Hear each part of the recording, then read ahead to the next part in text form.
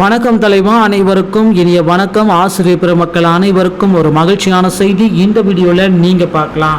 So ஆசிரியர் பெருமக்களே, நீங்கள் கவலைப்பட்ட மிகப்பெரிய ஒரு அப்டேட்டு, தமிழகத்தில் தற்காலிக ஆசிரியர்களுடைய நியமனத்தை தொடங்கிட்டாங்க.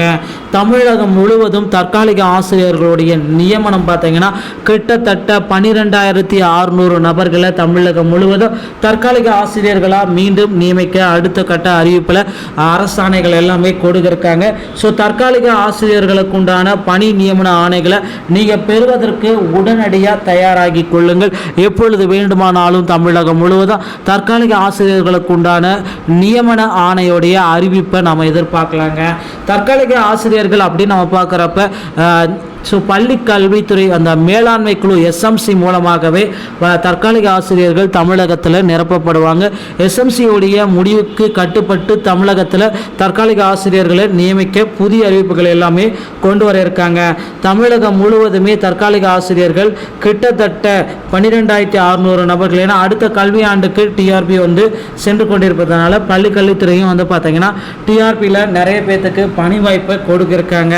ஸோ இதனால் தற்காலிக ஆசிரியர்களை 12,600 பேர் பார்த்தீங்கன்னா தமிழகம் முழுவதுமே இருக்காங்க. ஸோ தயாராகி கொள்ளுங்கள்.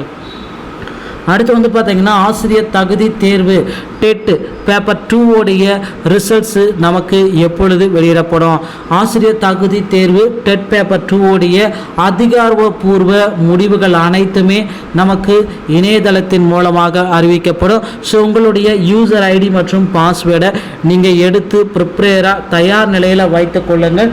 எப்பொழுது வேண்டுமானாலும் டெட் பேப்பர் 2 உடைய ரிசல்ட்ஸு நமக்கு வெளியிடப்படலாம். ஸோ அந்த ரிசல்ட்ஸை நீங்கள் பார்த்துக்கிறதுக்கு உடனடியாக தயாராகி கொள்ளுங்கள். ஸோ தமிழகத்தில் இந்த ஆசிரியர் தேர்வு வாரியம் மூலமாக நடத்தக்கூடக்கூடிய தேர்வுகளில் டெட் தேர்வு மிக மிக முக்கியமான தேர்வு அப்படின்னு நம்ம சொல்லலாம். ஸோ டெட் தேர்வுடைய ரிசல்ட்ஸ் பார்த்தீங்கன்னா நமக்கு அந்த மார்ச் 20 மற்றும் 25க்குள்ளார அதிகாரப்பூர்வ அறிவிப்பாக நமக்கு வெளியிட போகிறாங்க. ரிசல்ட்டை பார்க்க தயாராகி கொள்ளுங்கள்.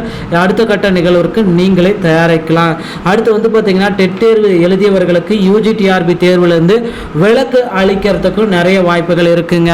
ஸோ நீங்கள் டெட் தேர்வில் பாஸ் செஞ்சிட்டீங்க அப்படின்னு பார்த்தீங்கன்னா யூஜிடிஆர்பி அந்த நியமன தேர்வு 149 தள்ளுபடி செய்யறதுக்கு அதிகப்படியான வாய்ப்புகள் இருக்குது. ஸோ நம்ம நிச்சயமாக பொறுத்து இருந்து நம்ம பார்க்கலாம். அந்த யூஜிடிஆர்பியோடைய தேர்வு பார்த்தீங்கன்னா நியமன தேர்வு ரத்து செய்யறதுக்கு 100% வாய்ப்புகள் இருக்குது. ஸோ மக்களே, கவலையே பட வேண்டாம். நீங்கள் எதிர்பார்த்துட்டு இருக்க அந்த ஒரு மகிழ்ச்சியான செய்திகள் இவைகளே.